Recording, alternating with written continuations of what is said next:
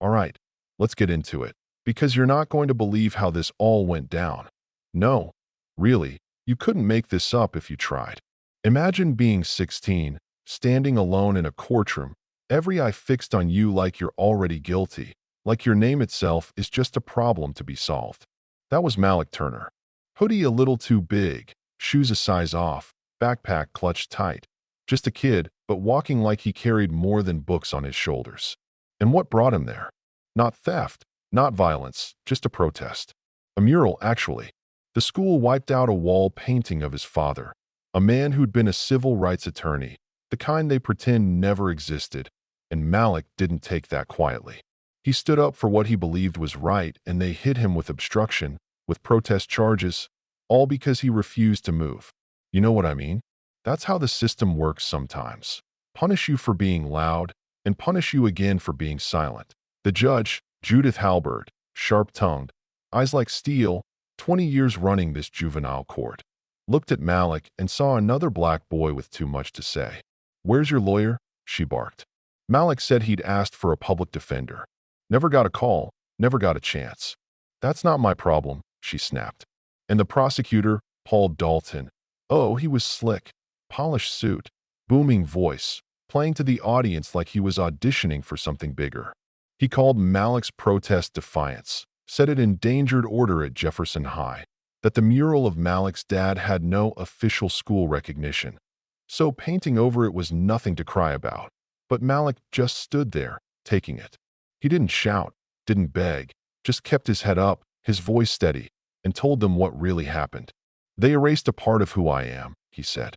No warning, no explanation, just gone. The judge wasn't having any of it. "This isn't a philosophy class. We deal in facts, not feelings," she said. Dalton smirked. The courtroom shifted, a few folks in the back muttered, some uncomfortable, but that's the truth. Nobody really wants to hear a kid talk about pain unless he's saying sorry. Malik tried again, soft, patient, refusing to grandstand. He'd spent his life with law books instead of comics, his father teaching him not to fight with fists, but with his mind, because that's where they never expect you. That's what his dad would say, even on those late nights, voice tired but firm. "Sometimes, son, the point isn't to win right away. It's to plant something so someone else has a place to stand." But the judge wasn't listening, not really. She cut Malik off, told him this wasn't the place for lessons from a teenager. It stung, not because it was loud, but because it was final. In that moment, the silence in that room was thick enough to choke on. Dalton jumped back in, reminding everyone the school had no choice but to call the cops, that Malik refused to leave. That order had to be enforced. "We're not punishing an opinion," he said. "We're enforcing order." When asked what the mural said, Dalton almost rolled his eyes.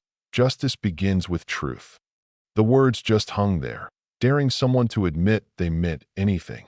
And so the hearing rolled on, Malik a stone in the river, just waiting. But he was patient. His father taught him that. Truth waits its turn, even when the room pretends not to see you. Memories came back, late nights at the kitchen table, legal briefs in place of bedtime stories. Lessons about how the law isn't just words on paper, but a shield you need if you're going to survive this world. Malik learned to read between the lines, to answer the question behind the question, to outthink the system because that's where they never expect you. So he sat, waiting. And when he finally stood, it wasn't with a raised voice or fists, it was with presence. "Your Honor, just 60 seconds. Let me explain." The judge looked annoyed, but Malik didn't plead again. He simply pulled out a thick file, documents, statements, case law, all lined up, all prepared. Dalton scoffed, tried to wave it off, but Malik stared him down. "My age doesn't disqualify facts," he said. "That folder proves I acted with reason." Judge Halbert refused to admit the evidence. "Procedure," she said. But Malik just nodded. "It still exists. And once this hearing ends, it'll exist in the public record, one way or another." The room went dead quiet. He didn't ask for permission anymore. Now he was daring them to keep ignoring him. Dalton tried to make a joke. "The boy wants to recite the Constitution now." Malik answered, "I don't need the whole thing. Just a few lines you seem to have forgotten."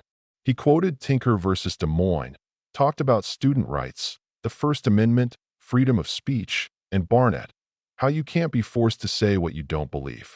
And for the first time all day, something shifted in that room. Not applause, but respect. The court reporter paused, people leaned forward, and even Halbert, for a moment, really saw Malik. Sitting in the back was Lena Bryant, a reporter and once a student of Malik's father.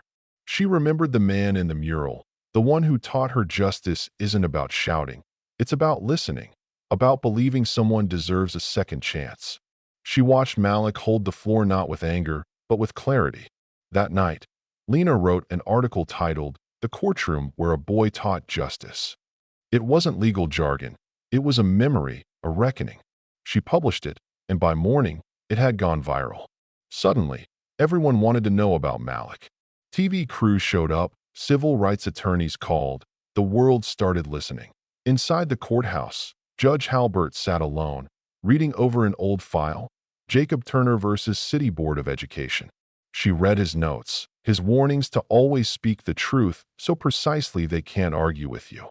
She heard her own voice echo, "This court doesn't need lessons from a teenager," and wondered if she'd spent her whole career punishing the wrong people.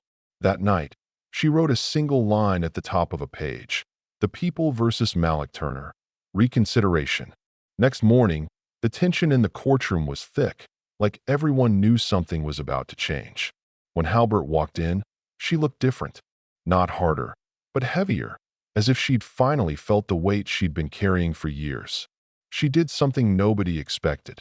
"This court will allow a final word from the defendant." Malik stood. "I was never trying to cause trouble," he said, voice low but strong. "I just wanted to keep a piece of my father alive. A man who gave his life to the law, not to break it, but to teach it, to believe in it. When they erased his face, they erased us."